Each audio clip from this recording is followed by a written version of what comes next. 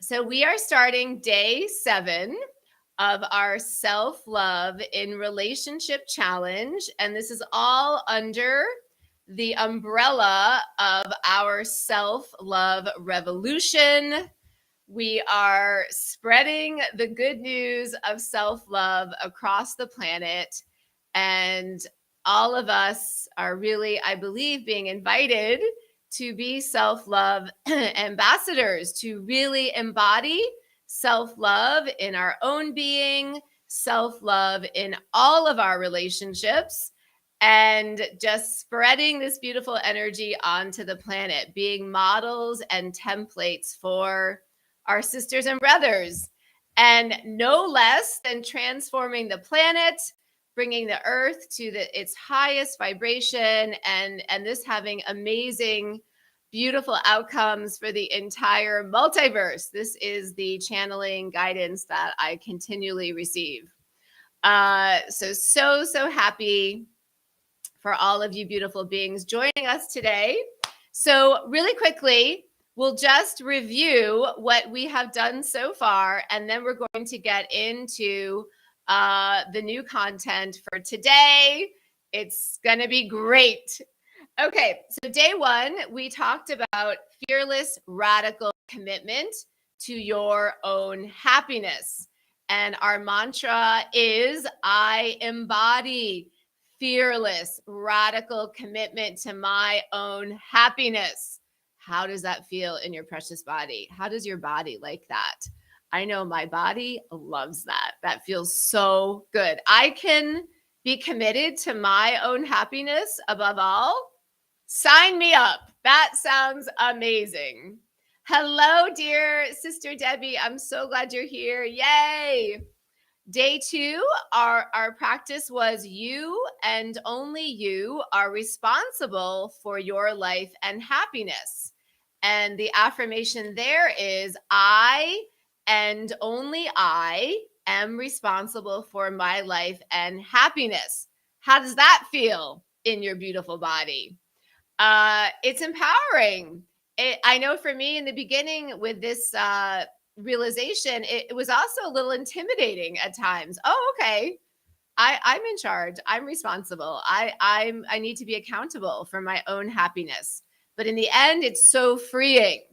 It's so freeing. We are in charge of our own life and our own happiness.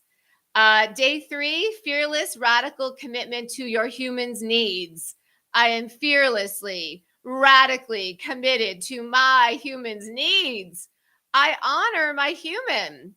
I honor my human's needs, my human's feelings, my human's dreams, my human's red flags, just this very ubiquitous, comprehensive, radical honoring of our human. Day 4, the relationship is in each moment. It is not when. It is not when this conflict may pass. It is not when someone has healed or expanded. The relationship is moment to moment, just as your life is moment to moment. Your life is not when something happens. So the affirmation there is, I honor that the relationship is in each moment. Day 5, love is a verb. It's also a noun, but we're really focusing on love as a verb, meaning how is your partner showing up for you? Paying attention to how your partner is showing up for you. And of course, how you are showing up for your partner. Of course, mutuality in everything. So the affirmation there is, I honor that love is a verb. I pay attention. It is important to me how my partner shows up to me. And then yesterday, we had a really powerful session, interaction. So many of you were really commenting and asking questions. The practice was fearless, radical commitment to healthy communication.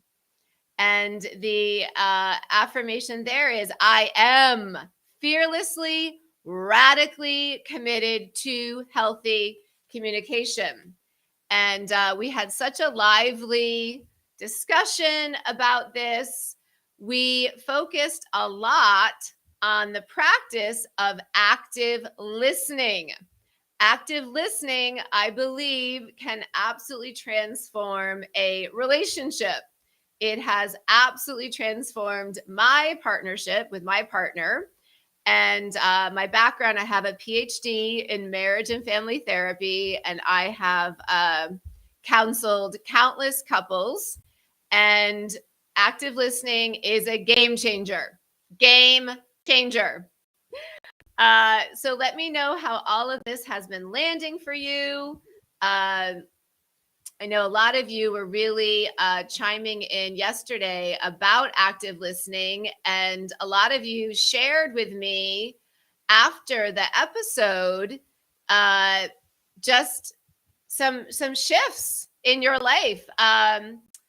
One of my dear friends who was on the episode yesterday, she said that day, yesterday after the episode, she was practicing more active listening with her daughter. And she was seeing the benefits. She could see how her daughter was really feeling heard. And it was creating a lot of peace and safety and connection in their relationship. So the benefits of active listening, I just can't stop talking about it. I always talk about feeling your feelings. And in relationship, probably my number one thing I can't stop talking about is active listening. And just to explain, if you weren't here yesterday, active listening, it's very simple and it really is common sense. It just means with your partner or anyone else you're in conversation with, one of you speaks, the other person listens without interruption. They're not commenting, they're not giving their opinion, they're not defending, they're not criticizing, nothing.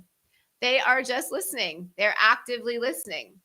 And then when you are done speaking, the other person repeats, summarizes what you have said. And the benefits of this are just amazing. You feel heard.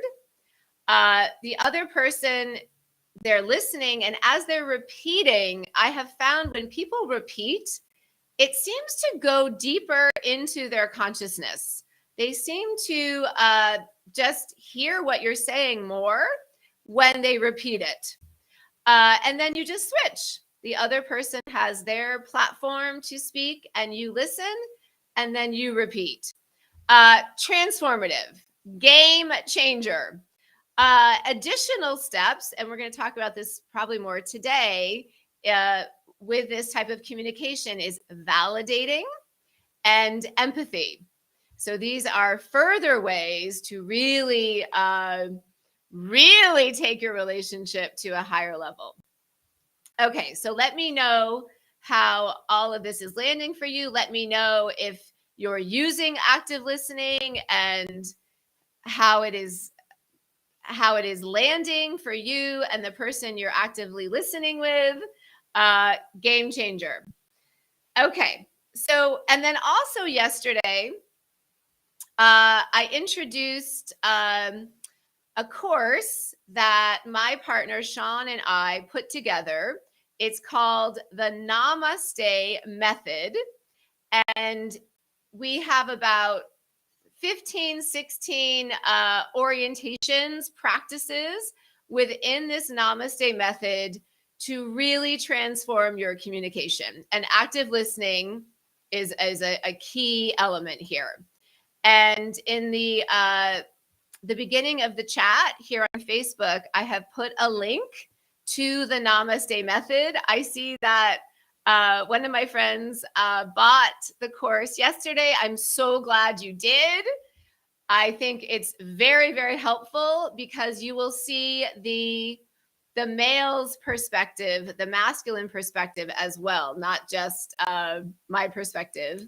And in this course, we also have a section where Sean and I go through a conversation about an actual real life issue between us using the practices of the Namaste method. I think it's kind of fun to see it in action.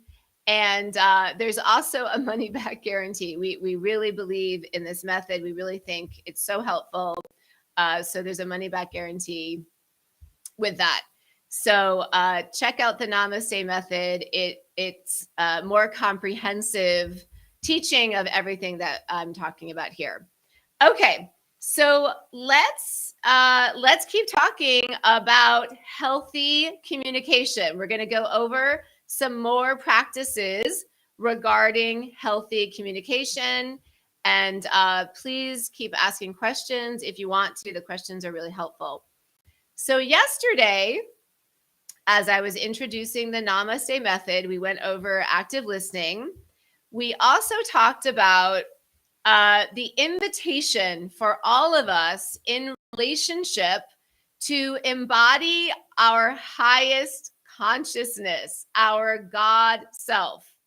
And part of the way we can do this is a commitment to being calm and grounded when we enter a conversation, particularly around a topic that might be tricky. So we talked a lot about if you get triggered, if you are starting to feel reactive, if a lot of emotions are coming up, that's beautiful. There's nothing wrong with that. We are meant to have these experiences. We are meant to feel all of our feelings. We feel to heal. We want to feel our feelings. But the practice here is if you are in that state, to take a break, to remove yourself and do some inner work. Go feel your feelings. Very likely your higher self will show you other situations in your past. It could even be in past lives where these feelings were also present. And this situation is coming in to help you feel those feelings. Everything is always happening for us. So we talked a lot about the practice of excusing ourselves, coming back to our partner or whomever we're communicating with, having done the inner work, getting to a state where we are not reactive, where we're not going to kind of dump all of our emotions onto the table of our relationship. And we also talked about the beautiful practice of humbleness and curiosity in relationship. And I've been using this word investment. So I know for a long time, even in my training, I'd always hear, oh, relationships are a lot of work. Relationships are a lot of work. And that word work, to me at least, it doesn't have the best connotations. It sounds difficult and it sounds not fun. It sounds sort of like drudgery to me. Work to me sort of equals drudgery. So I like the word investment. Investment to me sounds really positive. Whatever we invest in, we will reap rewards.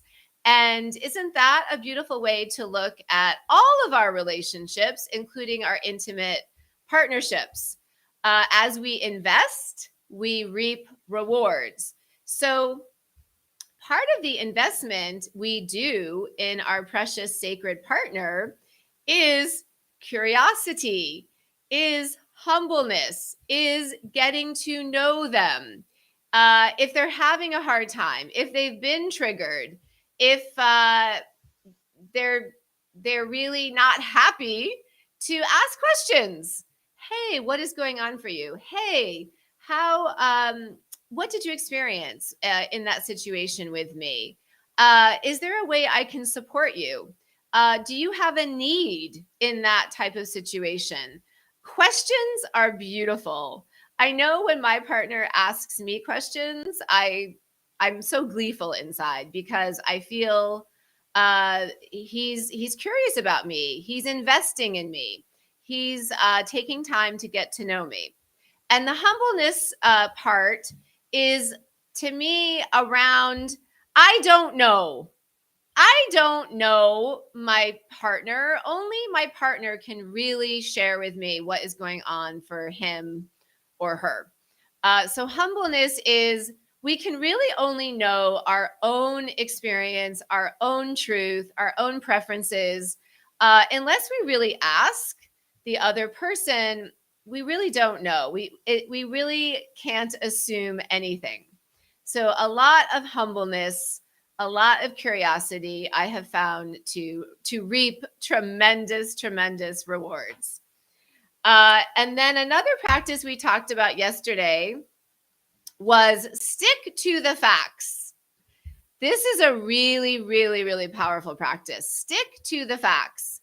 So often, if we feel triggered, if we feel hurt in relationship, uh, our human thinking mind, the ego, can take off in assumptions, in stories, into old woundings from previous relationships. And the ego's just off and running. Oh my goodness, my partner did this. Oh my goodness, it has all these associations. Uh, it's okay to feel all of that. We want to feel all of that on our own, because partly these situations are coming in so that we can clear those old wounds, old stories. So it's not to suppress that. It's to realize that's happening and that's my stuff that I can really feel and clear on my own. And then when I come back to my precious partner, I am going to stick to the facts of what actually happened and speak from that orientation. This is also such a game changer. Let me know how that feels for you and if you're practicing that.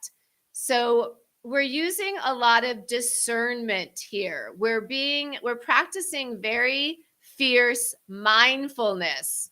We are discerning basically what is mine, what are my stories, what are my fears, what are my wounds, and what is actually happening in the relationship. We're being very mindful. We are the gardeners of our minds. We're being very mindful.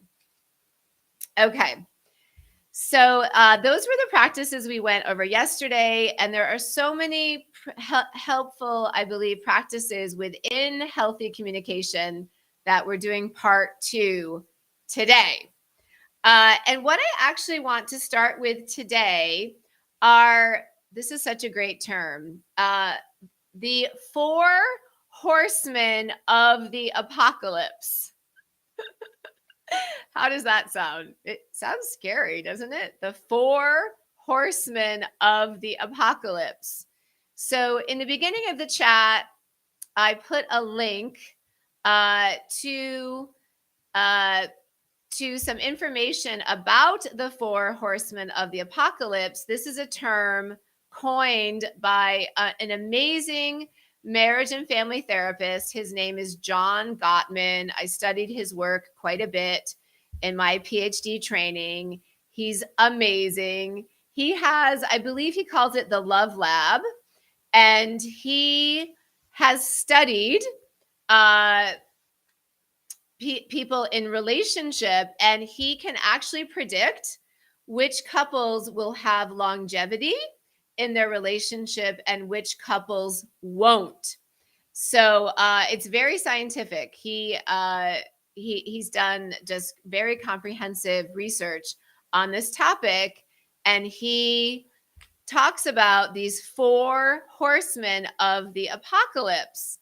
And these are 4 practices within a relationship that can really signal the non-longevity of a relationship, basically can really injure a relationship. So I want to just talk about these and how we can move away from them.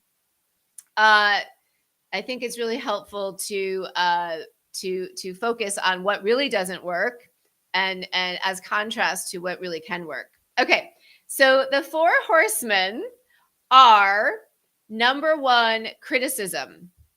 And John Gottman makes a discernment about criticism versus complaint or feedback. I like the term feedback. So to Gottman, criticism means a global critique of your partner. You always do this. You never do this. Using terms like always or never. So we're really talking about their character. We're really making a very comprehensive statement about them and their behavior. This is what John Gottman refers to as criticism. Now, a complaint or feedback is different. It is focused on a specific situation, a specific behavior. So it could be you were late to our meeting today, and this is very challenging for me, being late. Or you forgot my birthday, and this is really painful for me that you forgot my birthday. So we can see the difference here, right? In the second example of a complaint or feedback, we're not talking globally. We're not focusing on saying someone is always this or never this. We are giving specific feedback from a specific situation. And part of the role of relationship is for all of us to receive feedback. This is how we grow. We've been saying a lot that relationship is, to me at least, one of the fastest routes of expansion and to ascension. So it's part of the role of a relationship to give us feedback and to invite us to look at our behavior ourselves and choose possibly to expand in different ways. Okay, so that's the difference. So if you are in a relationship where there is criticism, you are receiving criticism or you are delivering criticism, we want to look at that. And we ideally want to participate in feedback rather than this global criticism. And John Gottman has identified criticism as one of the 4 horsemen of the apocalypse that really signals the possible non-longevity of a relationship. Okay, so that's number 1, first horseman. The second horseman of the apocalypse is contempt. Contempt can take many forms. It could mean sarcasm. It could mean eye rolling. It could mean name calling. So we all know how this feels, right? If someone rolls their eyes at us, or someone is sarcastic with us, or someone calls us a name, this doesn't feel good. This is not a bridge builder with your partner. So again, if you are experiencing contempt from your partner in communication, or you are delivering contempt, we want to look at that. And with all of these horsemen, as we practice self-love in relationship, we can choose not to participate in this. We can embody our self-love and our commitment to healthy communication by graciously excusing ourselves. So for me, with my partner, if I believe I'm experiencing criticism or contempt or the 2 other horsemen of the apocalypse, I will leave the conversation. I'm not participating in that. And this is a practice of self-love. The practice is I only engage in loving interactions. Okay. And then the third horseman of the apocalypse is defensiveness. So this is really common in relationship when we are communicating. One person is perhaps trying to deliver some feedback. And then the other person often, instead of active listening, goes into defensiveness. And this is not the reason why we can go into defensiveness is often that we feel attacked. We want to tell the person, no, that's not what I intended. We want to explain. So defensiveness, really, we're trying to explain often. But this starts to break down communication. So again, we want to go back to active listening and really privilege each person's ability to speak without interruption. So defensiveness is interrupting. And of course, after the first person has spoken and it has been repeated back, then we can then the other person can say whatever they want, they can explain, etc. But defensiveness can leave the person speaking feeling not heard. It's really, really a great investment in your relationship to actively listen and repeat back what your partner has said. So defensiveness is also one of the four horsemen. And then the last, the fourth horseman of the apocalypse is stonewalling. And stonewalling basically means withdrawing. So sometimes people will withdraw if for various reasons. They are hurt. They don't know how to communicate. They fear a negative interaction. They feel getting hurt again. There are many, many reasons why people do stonewall. But like the other horsemen of the apocalypse, when we withdraw, this is not in the direction of building a bridge. So part of our practices here are really learning to lean in and really learning to be comfortable with discomfort. That we may be hurt. We may not know what to do. We may not know what to say, but we are showing up. We are showing up. We are walking this path together with our precious partner. We're not leaning away. We are leaning in. So this also is such a healthy practice, is to lean in, not lean out.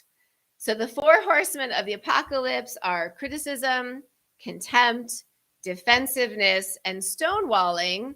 And the antidotes to all of these are, instead of criticism, feedback about a particular situation rather than a global assessment of your partner. Rather than contempt, I think contempt also often comes up when a person is being very reactive. So the antidote to contempt, I believe, would be just to take a break and to come back when each partner is more grounded and is not in an orientation of lashing out. Defensiveness, the antidote is active listening. And stonewalling, leaning out, the antidote is leaning in, showing up. This beautiful orientation of showing up. I'm going to show up. I may not know what to do. I may be really hurt. I may be really scared, but I am going to show up. Okay. So let me know how these four horsemen and the antidotes are landing for you. I'd love to hear, and I'd love to hear if you experience any of these horsemen in your current partnership. And as we talk about these antidotes, what maybe you could do. And again, the the quickest way to not experience these, if you are, is just to graciously leave the conversation. And then when everyone is calm and grounded, to have an active listening conversation and to share. Sometimes I'm feeling criticism. Sometimes I'm feeling contempt. Sometimes I'm feeling defensiveness. I'm feeling stonewalling. Can we talk about this? And we talked about this yesterday, that some of us in relationship are partly serving the role of teacher to our partner about communication. Each partner, of course, brings different skills, brings different wounds, and your skill may be healthy communication. So your part of your service to your partner may be in helping to teach them about healthy communication. And we talked about this yesterday, that to me, at least, really the most important thing, it is not necessarily that your partner knows all of this.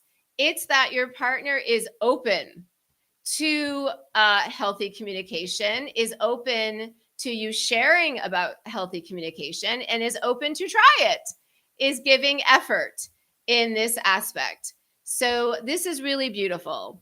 If your partner is open to your teaching and wants to try it out and is giving it effort, that's beautiful. So let me know what you all think about the 4 horsemen and the antidotes. Okay, so we are going to talk about a few more practices from the Namaste Method. And again, the link to the Namaste Method is at the beginning of the chat. And the Namaste Method is a course that my partner and I put together, really from the blood, sweat, and tears of numerous, literally catastrophic conversations between us. I mentioned this yesterday. One of our conversations was so catastrophic that it in part led to a 3-month no contact. So yeah, healthy communication is the foundation, I believe, of any relationship with anyone. Okay, so let's talk about a few more practices here for healthy communication. The next practice is leading from the heart, not from the hurt. This practice of being vulnerable and open-hearted. This is big. This is really, really big. To maintain an open-hearted orientation towards your partner. This is such a big practice, such a game changer. Debbie, thank you for your comment. Debbie says, I experience those from a family member, but they are not open to change or trying to bring in their higher self. So that relationship is extremely challenging. Thank you so much for bringing up that example. So what do we do when we are in a close relationship with someone who is bringing one of the 4 horsemen, contempt, criticism, defensiveness, or stonewalling? My guidance is to not participate. If that is starting to come up in a conversation, to just leave the conversation. And that may end up being a teaching to that person. Okay, look what happens when I behave in this way, the conversation ends. So again, instead of trying to talk to the person so much, I mean, there's nothing wrong with trying to talk to the person, but a really direct route is to just embody what you want. I'm not participating in that. And then the other person may be able to see that and reflect and process, and it may give them some impetus to shift or not. But regardless, you are not participating. So thank you so much, Debbie. That's a great example. What do we do when someone is engaging in this? Okay, so so we're talking about being open-hearted and vulnerable. Ooh, how does that sound? How does that word vulnerable sound in your body? Does that feel a little scary? Does that feel a little intimidating? Uh, how does that sound to you? The word vulnerable to me, it sounds a little scary. I feel what it means to me is I'm going to go all in. I'm going to open my heart and I'm going to be really present. I'm going to be really truthful. And my hope is that I will be well received and I will receive love in return. Oh, Joe, I'm so glad you said this. I think this is, you bring up a really important point for the masculine collective.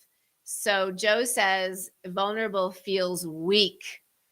I'm so glad you brought this up. I think many men have this feeling, and I believe this is societal programming, and it makes sense.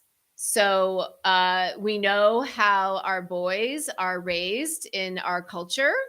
That they're often told, "Don't cry," basically, "Don't feel your feelings," basically, "Shut down," basically, adopt somewhat of a mask of strength and unflappability and really not feeling. So I'm really glad you brought this up. And okay, and Gretchen says being vulnerable feels risky to me. Oh my goodness, me too. Yes, me too. Okay, and another comment here, like you making yourself weak with the faith that they won't use it as a weakness. Yeah, it's almost like if I sort of share all of myself, is it safe? Could this person use it against me? Could they hurt me? All of these things. I believe being vulnerable is one of the most courageous activities we can do. I believe it is so courageous to be vulnerable. That to me, it is the opposite of weakness. I'm getting massive chills as we were talking about this. To me, weakness is more shutting down. It's not taking that chance of really coming forward, really being all in. It's to me, it's very protective, and to me, it's fear based. Being vulnerable to me is the opposite. Being vulnerable is expansive. It is love and faith based. It is I'm going to take that leap of faith. I'm going to open my heart. I'm going to be truthful. I'm going to share. And my hope is that it will be well received. And the way I look at it now is I am committed to showing up in my best self.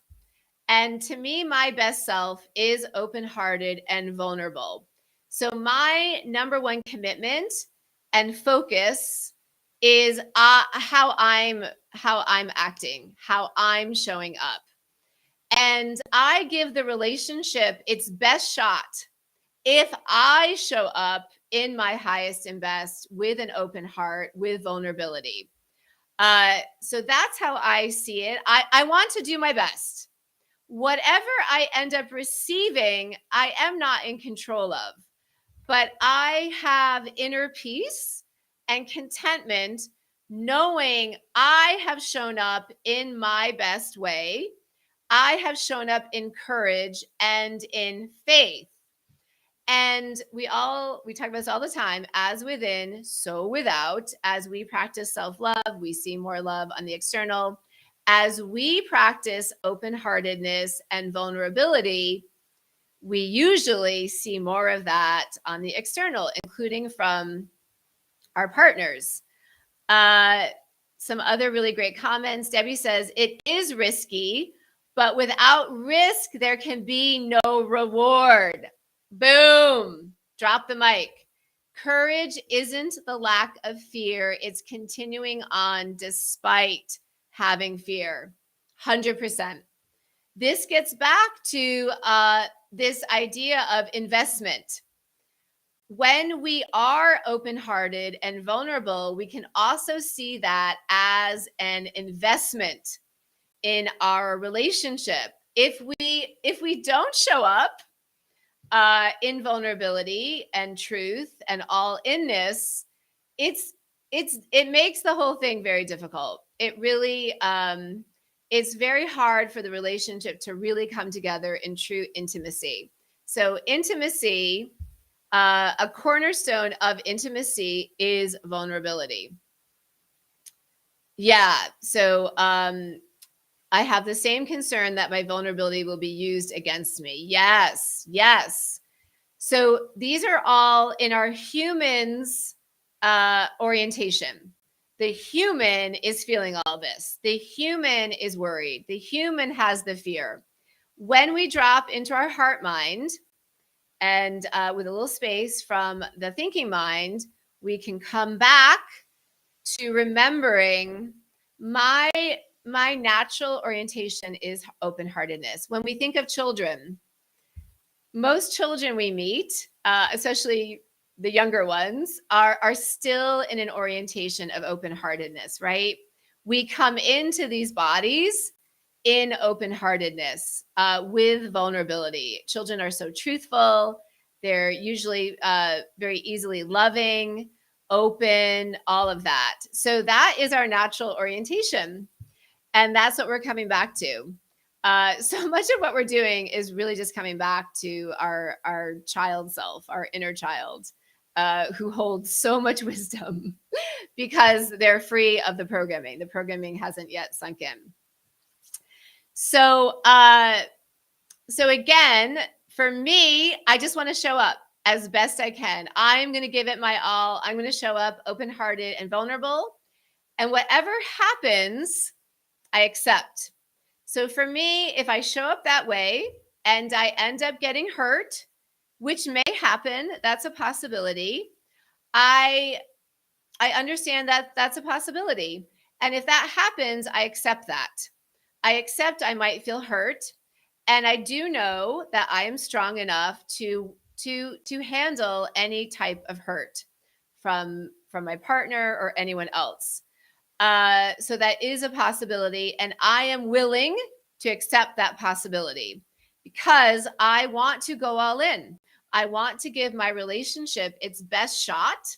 And above all, I want to show up as best I can. And I want to expand into my full God self as best I can. Our God self, Mother, Father, God, is completely open-hearted and is completely truthful and vulnerable.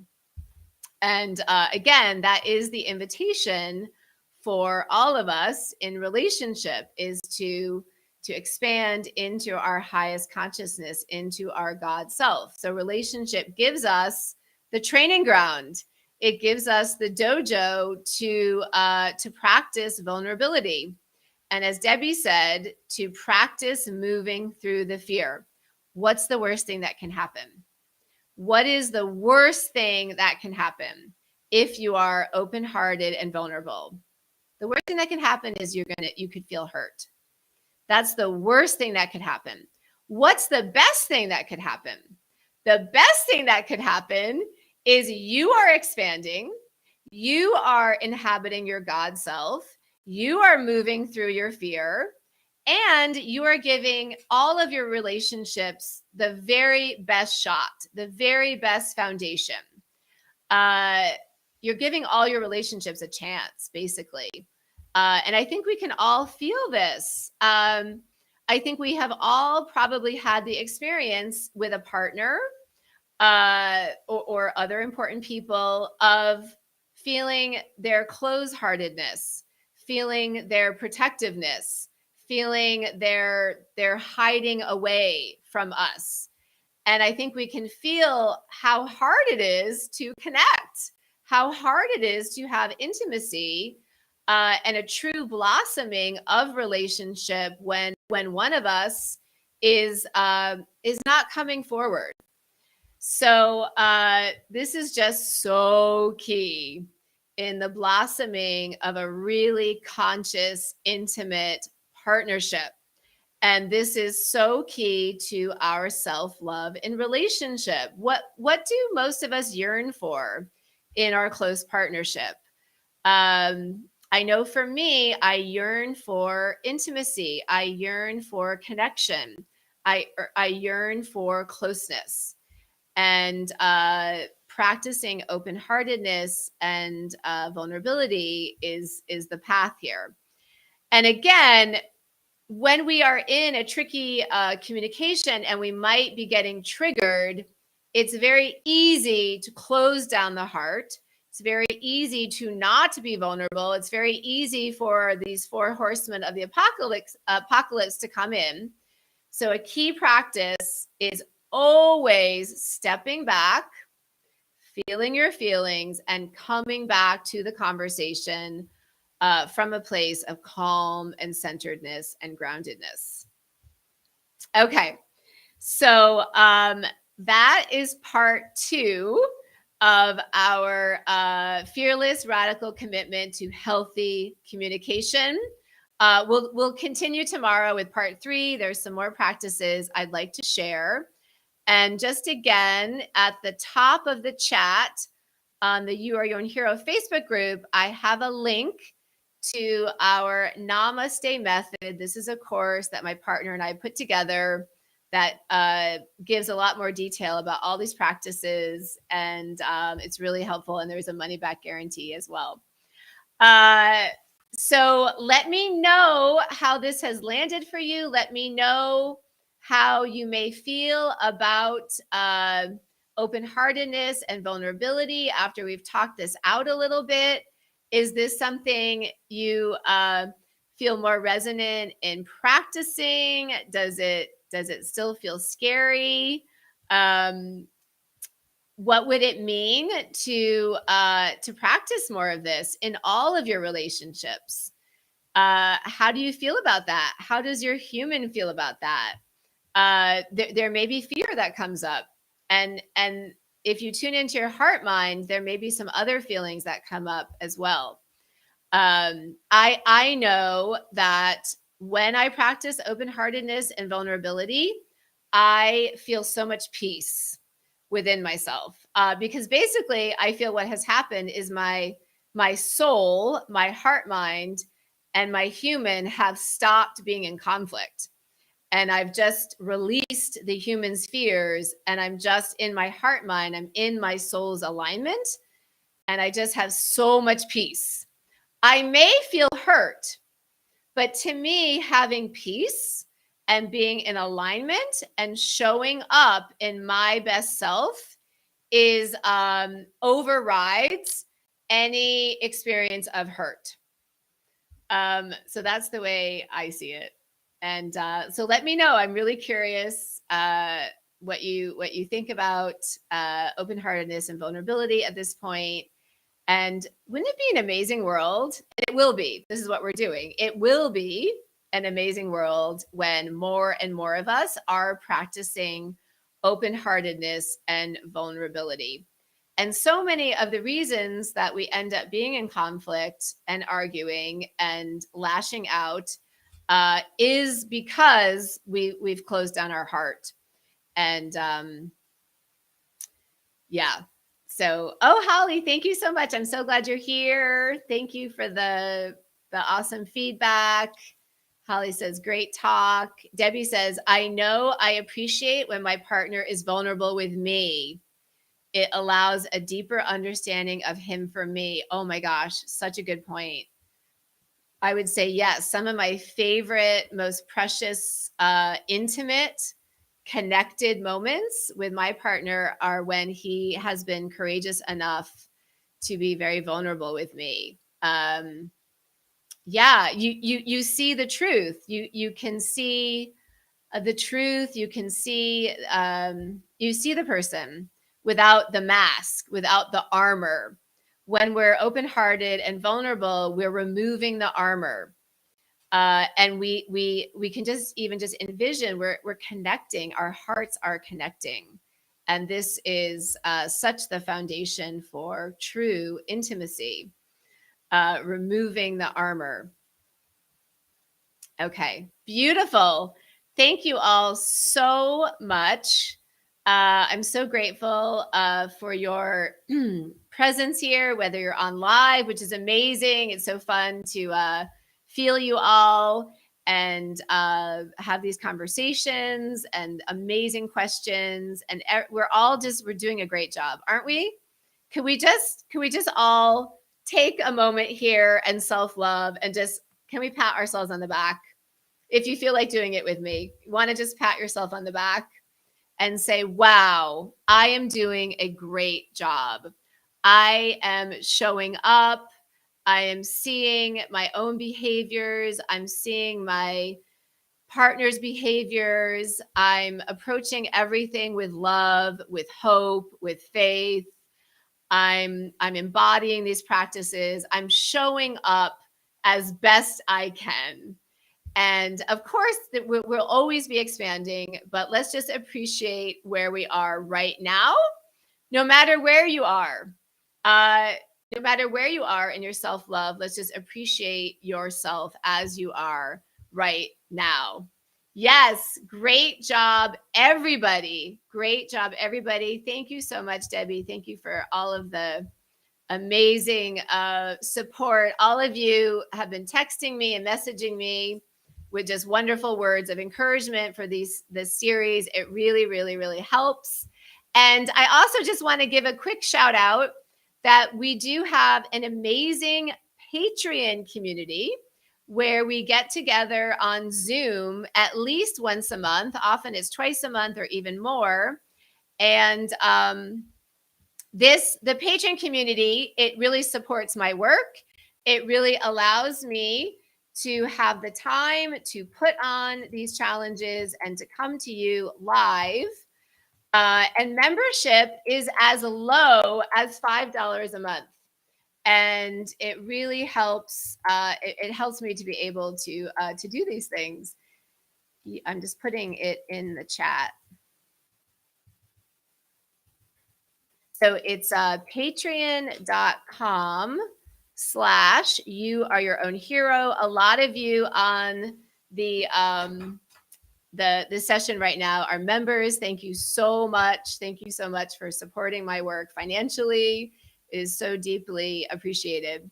So I will be here tomorrow, same time, same place, and we will keep moving forward on our beautiful self-love and relationship. Oh, good, Debbie. Thank you for the shout out. Debbie says, I love the Zoom meetings. Yes, it's so great to see everybody in person. Well, virtually in person, but see each other's faces. And yeah, I think we always have a great time. And the next meeting is actually this Thursday. So if you're able to join by Thursday, come on to our next meeting. The topic of the Thursday night meeting this week is call in the life you want. So we're going to talk a lot about how to call in the life you want, how to really live the life you want. So Debbie, thank you so much. I love seeing you on Zoom. We always have a great time. It feels like a family reunion, I think, every time we come together. Alrighty, I love you all so much. You're amazeballs. We got this self-love revolution, and have a wonderful day. So much love to you, and we will see you tomorrow. Oh, thank you so much. Just one more shout out. The Thursday meetings are equally amazing as today's session. Thank you. All from my dear sister, Deborah. Thank you, sweetheart. Thank you guys so much for the testimonials. So appreciate it. All right, dear ones. So much love to you. See you tomorrow. Bye.